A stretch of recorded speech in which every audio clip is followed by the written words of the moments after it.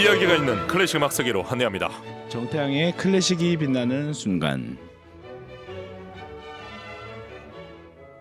들을수록 좋아지는 클래식 음악, 재미있게 듣고 더 친해질 수 있습니다. 오늘도 클래식 음악 세계로 우리를 안내해줄 피아니스트 정태양 선생님, 안녕하십니까? 네, 여러분 안녕하세요. 피아니스트 정태양입니다. 추운 겨울에 어떻게 지내고 계십니까? 추운 겨울에 이제 제가 올해 작업하는 이 전막 오페라가 끝났고요, 지난주에. 네. 예, 그래서 이제 연말에 있을 여러 음악회들 준비하면서 지내고 있습니다. 오페라는 이제 시즌 오프가 됐고, 오페라는 제가 올해 7편을 했더라고요. 와. 그래서 오페라는 끝났고, 우리나라에서 음악 코치 중에 7편을 오페라하는 사람이 또 있습니까?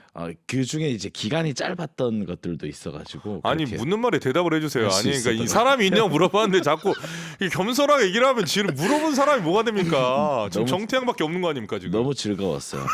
네, 6개 이탈리아 작품, 1개 독일 작품이었어요. 한 개의 독일 작품 피델리오. 네, 피델리오였죠. 베토벤 작품까지. 네. 이제는 오페라가 시즌 오프 됐으니까 콘서트에 집중하시겠군요. 지금 이제 콘서트밖에 남지가 않았어요. 솔직히 네. 오페라는 하기 전에는 되게 하고 싶지만 네. 막상 작업 들어가면 이제 힘들고 정확하죠. 그리고 콘서트는 그냥 그런데 네. 더 마음이 좀 편하지 않습니까? 그렇죠. 콘서트는 이제 보통은 성악가와 1대1로 하니까 네. 괜찮은데 오페라는 막 스태프분들도 계시고 또 출연자도 많고 그렇잖아요. 네. 어쩔 때는 수백 명을 상대해야 되는 일이다 정신이 보니까 하나도 없죠. 그 분들을 알아가는 과정이 약간 제 성격상 어렵고 아하. 그런데 지나갈 때쯤이 되면 이제 이분들과 다 가까워지고 친해지고 하니까 아쉬운 마음이 들고 그렇더라고요. 결론적으로 오페라는 힘들다 아닙니까? 재밌습니다. 자, 오늘 소개해 주실 작품 어떤 곡입니까? 네, 푸치니의 멜랑콜리라는 작품입니다. 네. 지난주에 살짝 말씀드렸지만 제가 12월 2일에 우리나라에서 초연하는 와. 곡일 거예요. 아마 전 세계에서는 두 번째로 연주하는 걸 거예요. 와우. 그런데 오늘 정클클에서 먼저 소개해 드리려고 가지고 왔어요. 아주 의미가 있는데요. 이 곡 악보가 없어서 네. 직접 음악을 듣고 적었다고 그때 얘기해 주지 않았습니까? 맞아요. 이 곡이 정식 출판이 된 곡이 아니라서 네. 이제 제가 음반을 듣고 좀 열심히 그렸죠. 근데 왜 멜랑콜리 이 가곡에 악보가 없는 걸까요? 이 악보가 사실 이제 제가 졸업한 밀라노의 베르디 음악원의 도서관에 보관된 것으로 알려져 있었어요. 네. 저도 물론 그 도서관을 항상 이용하던 사람이었잖아요. 그런데 현재는 유실이 됐습니다. 그래서 이제 돌아가신 칼 구스타프 펠러러 박사에 따르면 이 악보가 1881년 6월 19일에 작곡이 됐는데 네. 그리고 이제 시인 안토니오 기슬란소니의 시를 가지고 이 작품이 쓰여졌는데 그 악보는 제대로 보관되지가 못한 것 같아요. 이거 악보 누가 빌려갔다가 반납을 안 반납을 안 한 했을까요? 겁니다. 예전에 비디오 테이프 빌려가서 깜빡 잊고 반납 안 하듯이. 그렇죠. 연체료 나오는데. 참. 근데 이게 또 네. 이렇게 지금 사태가 커졌을 때는 반납하고 싶어도 못 하는 경우가 있습니다. 못해요. 연체료 너무 커져서 어머니께도 말씀 못 드리고. 네, 그래서 좀 안타까운 부분이지만 이렇게 웃으면 안 되는데 웃었습니다. 자, 푸치는 살아있을 때부터 명성이 자자했던 작곡가라서 왠지 이 악보 외에도 네. 다른 데도 혹시 써놓지 않았을까? 그런데 네, 사실은 현재 봤을 때 그렇지 못한 상태입니다. 왜냐하면 우리가 보통 푸치니라고 하면 네. 라보엠이나 나비 부인, 투란도트 같은 정말 유명 오페라 작품을 기억하고 있잖아요. 네. 그런데 이 푸치니가 남긴 가곡이나 특히 또 피아노 솔로곡도 있고 실내악곡도 있는데 보통 초기의 스케치였습니다. 그렇기 때문에 불완전한 초고 형태로만 남아 있고 또 원고가 어디 있는지는 알려졌는데 소유자나 관리인이 세월이 지나면서 바뀐 경우가 많습니다. 그래서 1901년에 푸치니가 보체리니 연구소에 기증한 대규모의 원고 컬렉션이 있었어요. 그런데 이것은 현재 이탈리아의 루카라는 도시에 푸치니 재단이 소유하고 있습니다. 그리고 이 컬렉션이 다시 연구소로 반환될지는 아직 결정되지 않은 그렇군요. 상태라고 하고요. 그리고 많은 원고들이 보관하고 있다고 주장하는 장소에서 사라진 것으로 보입니다. 그래서 1983년 기준으로 밀라노 음악원 도서관에서는 오늘 소개해드리는 이 멜랑콜리와 그리고 성악과 피아노를 위한 솔페지라는 작품의 자필 악보가 사라졌다고 합니다. 사실 그런데 이 솔페지라는 작품도 최근에 이제 복원이 돼서 초고 악보가 남아 있고요. 그리고 여러 도서관에서 이 악보를 가지고 있다고 하는데 그게 이태리에도 있고 미국에도 있고 그런데 이것이 제가 알기로는 어떤 컬렉터들의 사적인 컬렉션에 들어가 있기도 하고 또 가끔씩 경매로 나오기도 합니다. 그 최근에 네. 쇼팽의 피아노 소품 악보가 신곡이 나왔죠. 신곡이 나왔지 않습니까? 네. 오늘 지금 방송하면서 그 생각이 계속 이제 교차가 되는데 맞아요. 또 푸치니의 또 가곡 악보가 또 발견이 돼서 그 악보가 정태양한테 들어갔으면 좋겠습니다. 사실 제가 가끔씩 또 이탈리아 경매 사이트에 들어가 봅니다. 그런데 여러분 제가 이탈리아 작곡가 레스피기의 친필 사인은 경매로 샀거든요. 그래서 그래요? 제 스튜디오에 있어요. 그렇습니까? 스튜디오 거실에 있는데 네. 이 이탈리아 작곡가 중에서 특히 푸치니 베르디는 최고의 인기 작곡가잖아요. 너무 시작 가격이 높아서 제가 엄두도 못 내고 있는데 제 인생에 한 번은 친필 악보나 사인을 사지 않을까 싶어요. 궁금한 게 있습니다. 네. 레스피기는 얼마의 경매로 샀습니까? 레스피기는 그게 그 오페라 대본의 표지에 레스피기가 사인을 한 거예요. 그래서 악보면 어마어마하게 비쌀 텐데 네, 사인만. 사인은 요즘 우리나라에서 가장 비싼 식당에서 한 끼 먹는 정도면 대답이 아주 고급진데요. 네, 살 수 있는 정도가 될 거야. 아마. 알겠습니다. 한 30만 원 정도. 와, 그래도 어떻게 그걸 경매로 받았네요. 그 너무 사고 싶어서 이야. 하나씩 모으고 있어요. 그렇군요. 여러분 혹시 푸치니나 베르디의 친필 사인을 가지고 계시면 연락 주세요. 예, 정보를 좀 주시기 바랍니다. 저희가 잘 딜을 해보겠습니다. 자, 푸치니가 이 가곡을 쓴 시기는 언제쯤이었습니까? 네, 푸치니의 가곡이 그의 삶의 여러 시기에 걸쳐서 작곡이 됐습니다. 어린 시절에는 종교적인 가곡들을 썼고요. 네. 학생 시절에도 당연히 가곡을 썼습니다. 그리고 친구들에게 헌정한 곡들이 있고 후기에 완숙기에 들어갔을 때의 작품이 있습니다. 그리고 베르디를 기리기 위해서 작곡한 작품. 그리고 이제 성악과 피아노를 위해서 그러니까 로마 찬가라는 곡도 썼고 그러니까 인생의 다양한 시기에 다양한 주제를 다루면서 2분 3분 남짓의 가곡들을 계속 작곡해 왔습니다. 그런데 여러분들이 푸치니 오페라는 모두가 너무 잘 아시잖아요. 뭐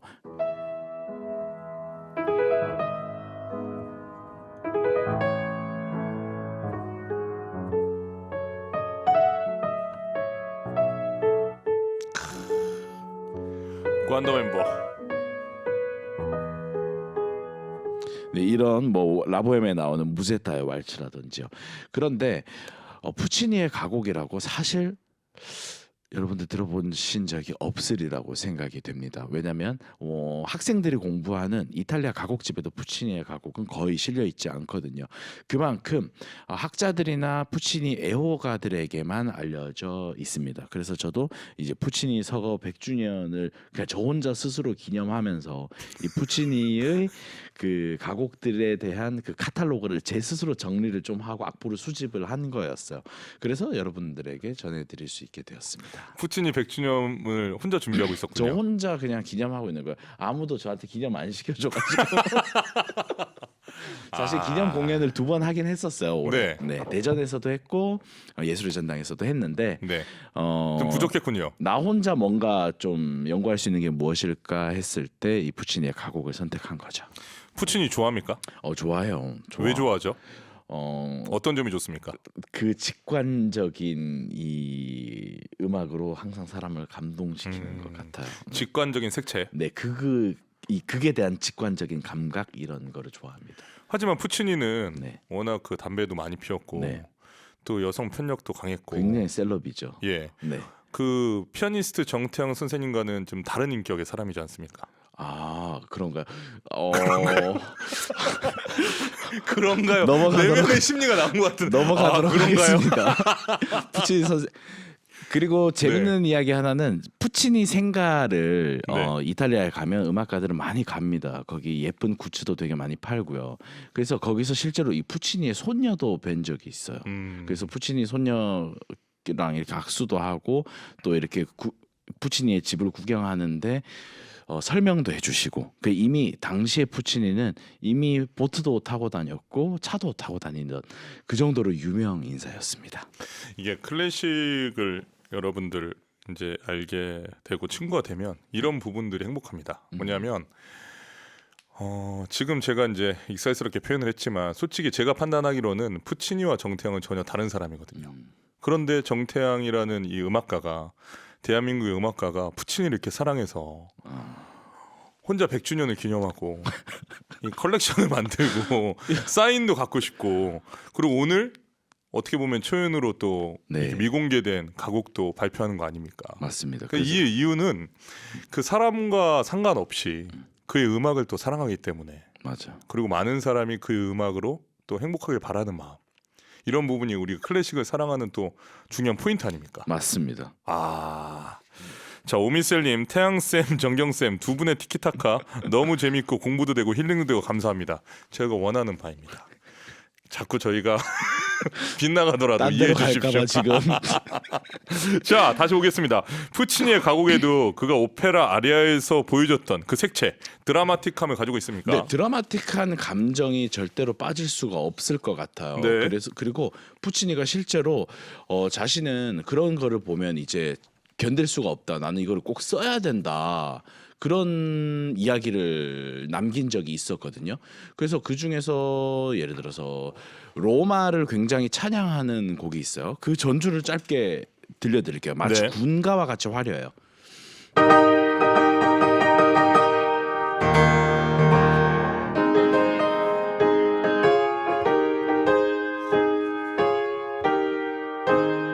그래서 곡 전반에 빵빠레 같이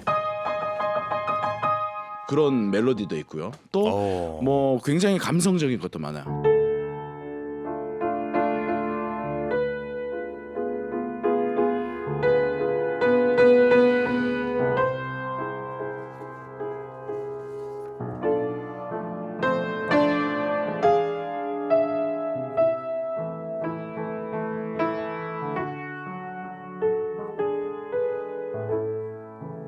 그러니까 푸치니의 가곡도 오페라 아리아들과 정말 비슷한 점을 많이 담고 있고 여러분의 감성을 건드릴 수 있는 그런 부분이 많지 않을까 하는 생각이 듭니다. 선생님은 네. 그 푸치니나 베르디 음악 들으면 네. 구분이 잘 됩니까? 네. 푸치니와 베르디라는 작곡가는 좀 스타일에서 분명하게 구분이 되는 편이죠. 저는 방금 쳐주었던 네. 그 오프닝 팡파레 부분을 보면 네. 저는 베르디하고 구분이 안 가요. 정경 교수님이 뭐 말씀하시는지 알 것 같아요. 제 귀가 이상한 거죠? 아니, 제가 예를 들어서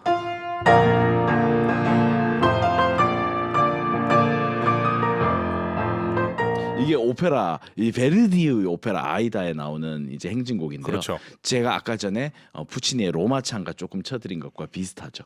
네. 그러면은 이제 어떤 모티베이션, 동기 자체를 어떤 행진곡, 승리 이런 거에서 가져왔기 때문이지 않을까 그런 생각도 들고. 그러니까 또- 서정적인 그 부분은 딱 네. 푸치니 색깔이 드는데 그렇죠. 저는 그래서 푸치니가 장점인 것 같아요. 여러 가지를 다양한 흡수하고 색깔을 보여줄 있는 수 있으니까. 선배 음악도 당연히 흡수했을 것 같아요. 아주 오늘도 음악사적인 얘기를 하니까 아주 흥미롭습니다. 자 그렇다면 이 오페라와 연관 있는 작품도 계속 있는 겁니까? 그 제가 아까 전에 무제따 그렇죠. 완더 멤버. 곡을 들려드렸잖아요. 네네. 근데 이 푸치니의 가곡 중에서 솔레 아모레라는 곡이 있어요. 태양과 사랑이라는 제목이거든요. 하필 또 태양이네. 그러니까 그런데 그 곡에 어떤 멜로디가 나오냐면요.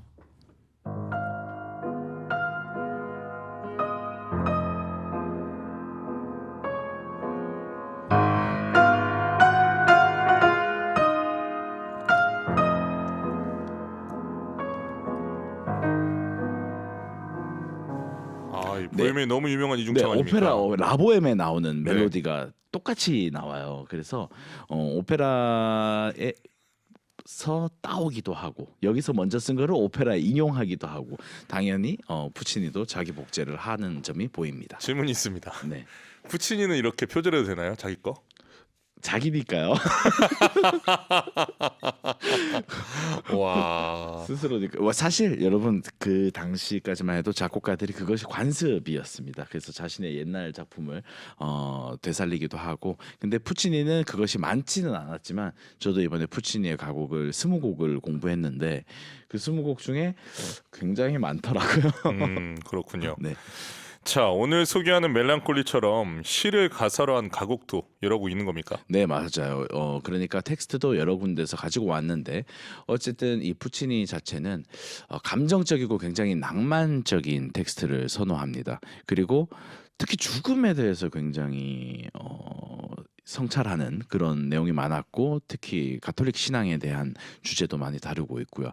그래서 재미있었던 것 같고 특히 제가 흥미로웠던 것은요. 푸치니가 우리가 보통 어떤 음악을 작곡을 한다고 하면 지난 시간에 말씀드린 것처럼 어떤 극장이나 출판사의 의뢰를 받는다든지 아니면 내가 굉장히 숭고한 예술적인 사명감을 가지고 또 영감을 받아서 작곡한다든지 그렇게 생각하실 수도 있지만 이 푸치니는 이 가곡이라는 장르를 아주 개인적이고 사교적인 목적으로 작곡을 했다는 것입니다. 그래서 예를 들어서 제가 푸치니예요. 그런데 오늘 굉장히 특별한 날이니까 제가 종경 교수님에게 한곡 써드릴게요 하면서 이렇게 종이를 쭉 찢어가지고 거기다가 가곡을 막 써서 주는 거예요. 낭만적이야. 그러니까 그게 푸치니의 어떤 약간 선물과 같은 거예요. 그래서 개인의 대소사 이벤트를 위해서 가곡을 사용했다는 점이 굉장히 재밌었고, 그래서 뭐 옆집에 이제 부인께 보내는 그런 편지에도 가곡을 보냈고, 또 잡지에 수록하는 그 약간 별책 부록처럼 악보를 보내기도 했고요. 특히 제가 가장 재미있었던 거는요. 까사미야 까사미야라는 곡이 있어요. 나의 집 나의 집이라는 곡이 있어요.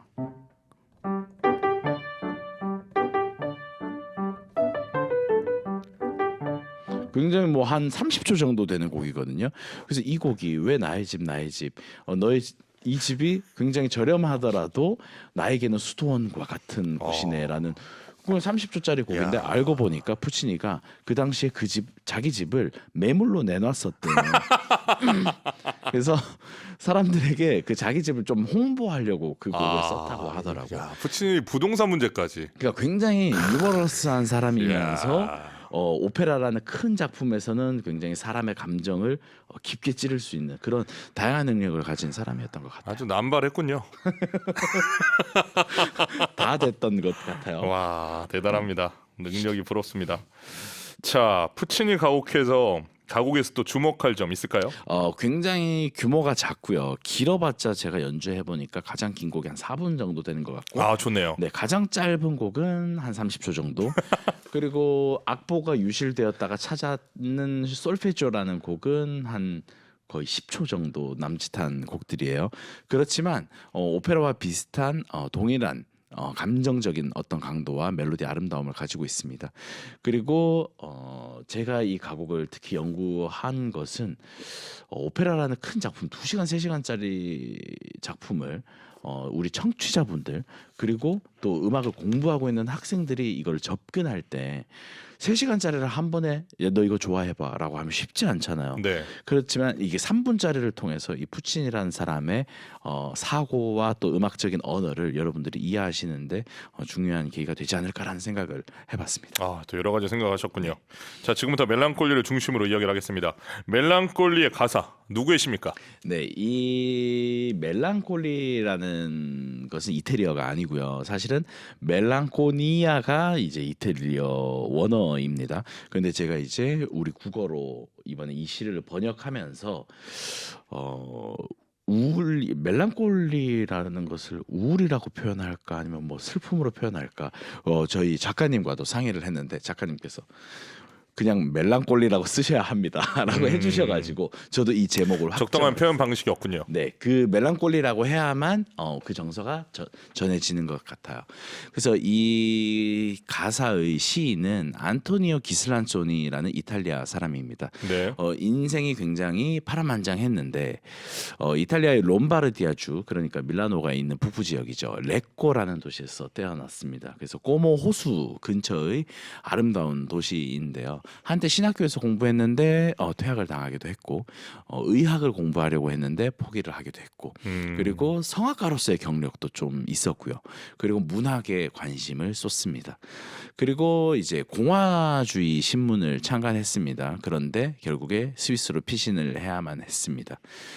그리고 1850년 중반에는 이 사람이 무대 활동하던 것을 다 포기하고 밀라노의 보헤미안 문학계에서 저널리즘에 활발히 참여를 했습니다. 그래서 나중에는 또 1869년에는 저널리즘을 떠나서 고향인 롬바르디아 주로 돌아와서 오페라 대본 집필에도 전념을 했습니다.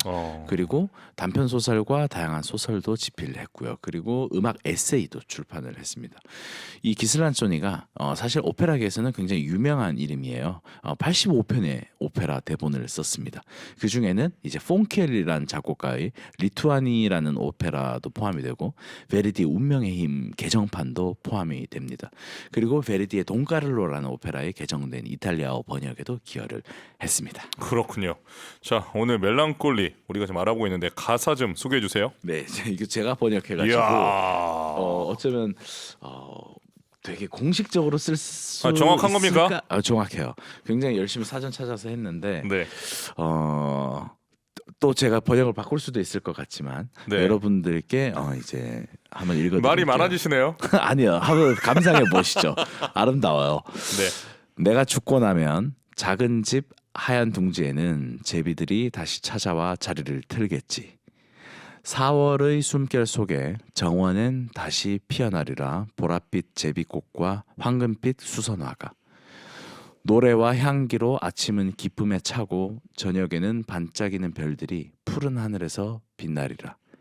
하지만 풀과 덤불 사이 검은 십자가 아래에는 영원한 침묵과 영원한 얼음이 있겠지. 이 두 번째 단락에 네, 4월의 숨결 속에 네, 보랏빛 제비꽃과 황금빛 수선화가 네. 정원에 다시 피어나리라. 원래 이런 식으로 우리는 이제 하잖아요. 맞아요. 근데 뭔가 이탈리아 일부러 감성에서는 돌렸어요. 돌려서 그 4월의 숨결 속엔 정원에 다시 피어나리라. 맞아요. 얘기해놓고 그다음 보랏빛 제비꽃과 황금빛 황금빛 수선화가. 약간 제 취향일 수도 있어요. 이거는. 예. 네. 어쨌든 이게 죽음에 대해서 이제 생각하는 그런 시가 되겠습니다. 알겠습니다. 가곡 멜랑콜리의 선율은 어떤 특징을 가지고 있습니까? 네, 피아노 반주는 되게 심플해요.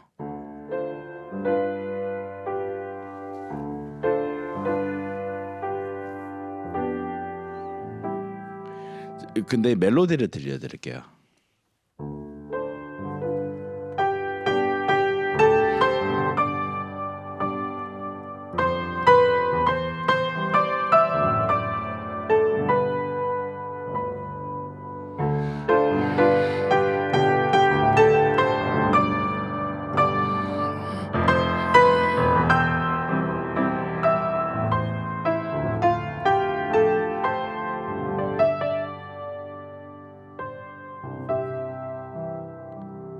그래서 펼쳐지는 게 어떤 푸치니의 마치 테너 아리아 같은 측면도 있는 것 같고요. 그래서 좀 어려워지는 부분은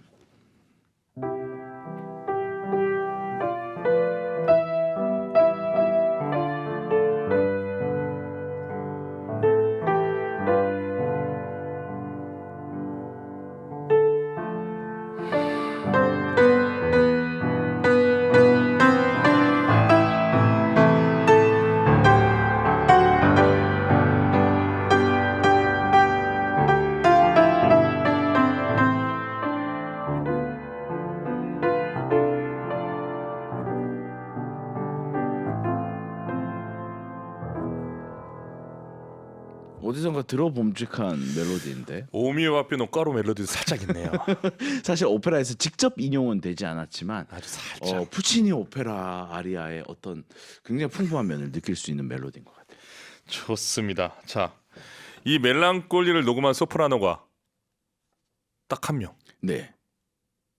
그 유명한 소프라노. 특히 올해 초에 발매된 음반입니다. 와. 한국에도 이제 최근에 오셨었죠. 네. 소프라노 안젤라 게오르규가 전 세계에서 최초로 이 곡을 발굴해서 녹음을 하셨죠. 아, 게으르규가 등장하는군요. 맞습니다.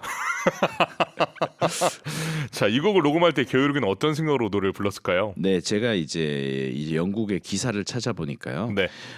기자가 이렇게 물었어요. 이 멜랑콜리는 세계 초연 녹음을 하시는데 공연을 한 기록이 없는 작품입니다.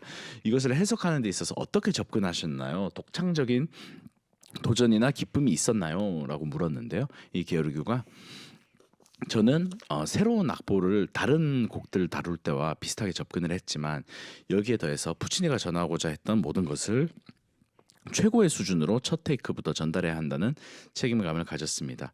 공연할 때 항상 가지는 생각은 바로 작곡가가 무엇을 전하고자 했는가입니다. 이 곡의 도전은 가사였습니다. 왜냐하면 극도로 슬프고 심지어 음울한 내용의 곡이지만 동시에 아름다운 곡이기 때문입니다. 라고 대답했습니다. 아, 그렇군요. 자, 오늘 이 곡을 소개하는 피아니스트 정태영세님은 이 곡에 대해서, 이 작품에 대해서 어떻게 생각하십니까? 이번에 제가 푸치니의 가곡을 20곡을 공부하면서 그리고 연주하고 연습해 보면서 굉장히 다양한 출판사에서 악보를 막 수급을 했어요. 네. 악보 가격은 안 비싼데 급속으로 받고 싶어가지고 그 국제 택배 되게 비싼 거 있잖아요. 그런 걸로 막 공수를 하기 시작했어요. 몇 달 전부터. 그리고 가사도 이제 제가 번역을 아마 오늘 내일 감수하면 끝날 것 같은데 다 했고 그런데 이 멜랑콜리가 가장 좋았거든요. 그 중에서 가장 좋았어요. 오. 그런데 악보가 없는 거예요. 그러니까 혼자 되게 거의 마지막 순간까지 약간 애타는 마음이 있었어요. 빨리 악보를 구해야 되는데 그런데 이제 결국에 이제 답답한 마음에 제가 이걸 그리게 됐죠. 열심히 들으면서 썼어요. 그런데 왜 이 곡이 가장 좋았냐면 네. 모르겠어요. 이 곡이 악보도 소실되었고 정보도 정말로 많이 없다 보니까 다른 곡들처럼 뭐 푸치니가 부동산을 위해서 썼는지 아니면 뭐 옆집 아줌마 생일 때문에 써준 건지 알 수는 없거든요. 그런데 이렇게 약간 우울한 정서를 담고 있고 슬프지만 이 성악적인 기술을 거의 오페라처럼 활용해서 오페라 아리아처럼 화려하게 써놓은 곡을 푸치니가 그냥 쓰지는 않았던 것 같고 많은 것을 담고 있다고 생각해서 그것을 발견해보고 싶어서 이 멜랑콜리라는 작품에 애정이 갔던 것 같아요. 그 애정과 애증이 섞여 있는 것 같습니다. 그 힘들었어. 네, 아주 지금 고통스럽게 이 곡과 사랑을 나누고 있는 모습. 맞아요. 예, 알겠습니다. 자, 이제 푸치니의 멜랑콜리를 감상하게 될 텐데 어떤 점을 포인트로 생각하면서 들으면 좋겠습니까? 네, 그래서 저희가 이제 소프라노 안젤라 게오르규의 음반밖에 없기 때문에 이 음반을 들려드릴 수밖에 없어요. 네, 그런데 피아니스트가 이제 빈첸조 스칼레라라고 어허. 제 선생님이에요, 스승님이에요. 그래서 여러분들이 주의 깊게 들어주실 것은 무슨 스승과 제자를 비교해라 이게 아니고요. 제가 이제 스승님께 당연히 연락을 했지 않겠습니까? 그래서 나 이 멜랑콜리아 악보 좀 주십시오 했어요. 그러니까 저 선생님이 진짜 스케줄이 많은 분이에요. 1년에 뭐 100번 넘는 연주를 하시기 때문에. 그래서 악보를 찾아보고 연락을 주겠다. 그 악보가 없다는 거예요. 그래서 이제 게오르기한테 물어보고 연락을 주겠다. 근데 게오르기는 더 바쁘잖아요. 그래가지고 두 분 선생님들께서 저한테 악보를 안 주셔가지고 제가 찾게 됐어요. 그래서 이 분들이 이 세계에서 처음으로 발굴하신 곡 그 녹음이 어떠한지 그리고 여러분의 상상과 또 이 시를 제가 읽어드렸을 때 그 죽음에 대한 내용과 비슷할지 한번 매칭을 시켜보시면 재밌으실 것 같아요.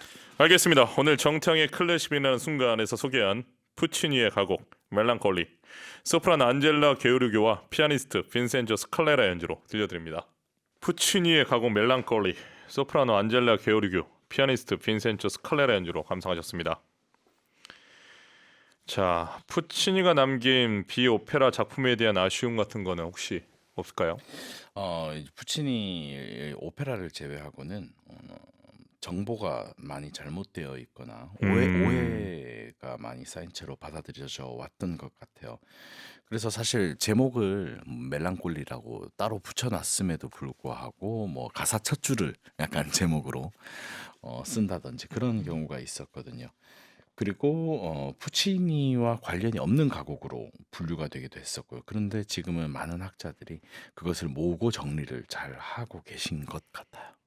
아니 이 대작곡가의 작품을 네. 관리를 이렇게 소홀하게 할 수가 있습니까? 그러니까 푸치니 재단이 이탈리아 지금 뭐 하는 겁니까? 뭐 하고 있는 걸까요? 그럼 재단 지금 뭐 하고 있는 겁니까? 그러니까 지금? 이렇게 한국에서도 지금 이 카탈로그를 정리하려고 노력을 하고 있는데 지금 방구석에서 100주년 혼자 기념하는 사람도 있는데 그럼요. 저 혼자 진짜 열심히 어제도 제가 음악회를 보러 갔는데 음악회장에 한 2시간 일찍 도착한 거예요. 그래서 일부러 이 카타 연도랑 또 막 다시 한번 정리하고 막 그랬어요. 그런데 가사가 특히 작자 미상인 경우가 많아요. 푸치니가 가사를 썼을 것이다라고 추정만 되는 그런 곡들이 많고 아직 이 연구는 갈 길이 먼 것 같아요. 그 이탈리아에 있는 푸치니 문화재단에서 우리 네. 정태형 선생님 좀 알았으면 좋겠습니다. 저 그 가입하려고 하고 있는데 뭐 어쨌든 그러고 회비 내면 가입은 되거든요. 아 즐겁습니다. 자 이번에 그 어떻게 보면 네. 사라질 수도 있었고 우리가 네. 영원히 모를 수도 있는 곡을 채취해서 좀 가져온 거잖아요. 맞아요. 예, 어떤 마음으로 채취했습니까? 사실은 뭐 어차피 안젤라 기오르기와 빈센조 스칼레라 오늘 음반의 두 분이 그것을 제대로 발굴해서 그리고 악보를 복원해가지고 그렇게 작업을 하신 거를 저는 그냥 가지고 왔을 뿐이니까 대단할 건 없지만 어쨌든 평상시에 사랑했던 작곡가의 이런 작품을 보면요. 이 사람의 유년 시절이나 유명하지 않았던 시절 아니면 이 사람이 진짜 외로웠을 때 그냥 딱 2페이지짜리 악보로 자신의 감정을 남기고 싶었던 것들. 그러니까 모르겠어요. 유명한 작품들은 그 사람의 그 뭐랄까 화려한 영광과 아니면 정말 드라마틱한 삶의 순간을 보여준다면 이런 작품들은 그 사람들의 삶의 조각들을 찾아내서 완성할 수 있는 그런 기분이 저한테는 드는 것 같아요. 그래가지고 계속 제가 이런 안 유명한 곡을 찾고 있는 것 같은데 보람이 있고 저 개인적으로 재미있어요. 그리고 청취자들께도 이 클래식 음악의 이런 부분도 한 재미가 될 수 있다는 것을 말씀드리고 싶어요. 오늘을 계기로 푸치니의 멜랑콜리가 좀 자주 연주됐으면 좋겠습니다. 네, 그리고 주변에 이제 혹시나 부를 사람들이 있으면 악보를 전달 드리려고요. 와, 또 유니 셰프의 마음이군요. 그럼요. 그래서 제가 다음 주 월요일 날 저녁에 이거를 연주를 해요. 이제 더 하우스 콘서트에서 노래 누가 부릅니까? 소프라노 이승은 님이 노래를 하시고 네. 이 푸치니의 가곡 20곡 중에서 이제 중창 가곡 하나 빼고 19곡을 전체 연주합니다. 와, 그래서 혹시나 여러분들 어려우실까 봐 제가 라디오에서 지금 설명드리는 것처럼 푸치니의 다른 오페라와 푸치니의 인생과 그렇게 해서 조금 쉬운 강의의 형식으로 콘서트를 진행할까 생각하고 있어요. 그렇군요. 네. 그 공연에서 어떻게 음원 녹음을 좀 합니까? 네, 음원 녹음 하시더라고요. 들어보시고 좀 좋은 곡 있으면 보내주시면 알겠습니다. 제가 또 정경이 좋아서 공유하면 소개하겠습니다. 알겠습니다. 김윤서님 정말 귀한 곡을 소개해 주시는군요. 집중해서 들어봅니다. 보내주셨습니다. 6687님 멜랑콜리라는 새로운 곡을 알게 되어 들으니 너무 좋네요. 첫 소절부터 빠져들어서 집중해서 들었습니다. 6368님 푸치니처럼 위트와 개구짐을 좋아하는 음악가라서 통하는 게 있는 게 아닐까요? 또 아주 고도의 접근인데요. 맞아요. 저는 사람들 없을 때는 굉장히 위트 있고 이렇게 혼자 재밌는 거 좋아하고. 그거를 사람들 없을 때 위트 있는 걸 누가 합니까? 그러니까요. 제가 이게 문제인데 이게 어떤 굉장히 이제 유명하신 성악가 선생님 저한테 그러더라고요. 처음 리허설을 하는데 저는 막 마음속으로는 굉장히 팬이고 오래전부터 영상을 봐왔고 막 이래서 막 너무 영광이었는데 제가 당신을 싫어하는 줄 아셨대요. 리허설 내내 한마디도 안 하고 피아노만 쳤어. 그건 좀 사회생활에 문제가 있는 거 아닙니까? 아니 존경하는 사람이 나를 싫어하는 줄 알았다고 느낄 정도로 태도를 어떻게 한 겁니까? 어땠냐면 선생님 안녕하세요. 한번 해보실까요? 감사합니다. 그 말만. 이렇게 한 7곡을 연달아 했거든요. 아, 내 노래가 마음에 안 드는 줄 알았구나. 그러니까요. 아. 그게 아니었는데 어쨌든 자, 그 유명한 성악가님 오해를 푸시기 바랍니다. 자, 지금은 다 푸셨어요. 7803 쓰시는 분 태양샘 피아노 선율에 이 아침에 낭만이 샘솟아요라고 보내주셨습니다. 자, 오늘 푸치니의 멜랑콜리 소개해 주셨습니다. 네. 다음 주에는 어떤 작품입니까? 다음 주는 이제 이탈리아를 벗어나서 이제 독일 작품을 소개해드릴게요. 아니 이탈리아 잠깐 갔다 다시 독일로 갑니까? 그럼요. 이탈리아가 생각보다 이 코너에 지분이 높은 것 같아요. 그래서 이제 다른 나라의 음악도 열심히 소개해드려야죠. 골고루 좀 배분 중입니까? 네, 네. 사실은 더 다양하게 하고 싶은데 11시에 적합할까 하는 생각이 드는 작품들도 있어가지고 저희가 이렇게 세심하게 준비를 합니다. 여러분 기억해 주십시오. 여러분들의 커피 타임과 안 어울리실까봐 아. 그런 생각도 막 들고 했어요. 네. 알겠습니다. 네. 한 주 동안 건강하시고 다음 주 뵙겠습니다. 네, 여러분 건강하세요. 감사합니다. 자, 태양샘 보내드리면서 이번에 들으실 곡은 유한 슈트러스 2세 트리치 트라치 폴카 작품으로 214 카레뱀이 지휘하는 빈필하모니 오케스트라로 들려드립니다.